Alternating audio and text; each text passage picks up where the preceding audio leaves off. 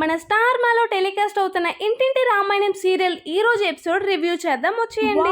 What a twist! ఇది సీరియలా లేకంటే cinema? ఇంత పెద్ద రివీల్ ఇస్తారా? ఎవ్వరూ ఎక్స్పెక్ట్ చేయలేదు. ఎగ్జాక్ట్ గా ఇదే ఫీల్ అవుతున్నారు చూసిన ప్రతి ఒక్క ఆడియన్స్.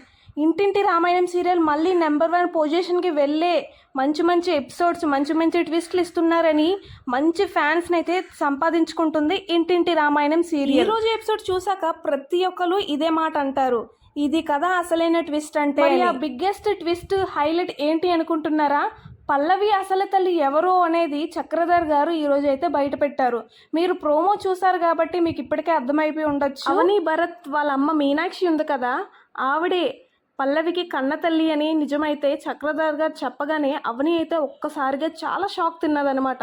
అసలు ఏం చెప్తున్నారు, ఏం జరిగింది, మొత్తం నిజం చెప్తారా చెప్పరా అని ఒట్టేయించుకుంటే అప్పుడు చక్రధర్ గారు అయితే మొత్తం నిజాన్ని బయటపడతారు. మీనాక్షి రాజేశ్వరి ఇద్దరు ఒకేసారి ప్రెగ్నెంట్ అయ్యారంట, ఇద్దరికి ఒకే హాస్పిటల్లో జాయిన్ చేశారంట.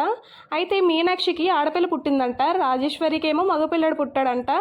సరే అంతా బాగుంది అనే టైంలో రాజేశ్వరికి కొడుకు పుట్టాడు కానీ చనిపోయే అవకాశాలు చాలా ఉన్నాయని డాక్టర్ చెప్పగానే ఇంకా ఆ బాధని రాజేశ్వరి తీసుకోలేదు.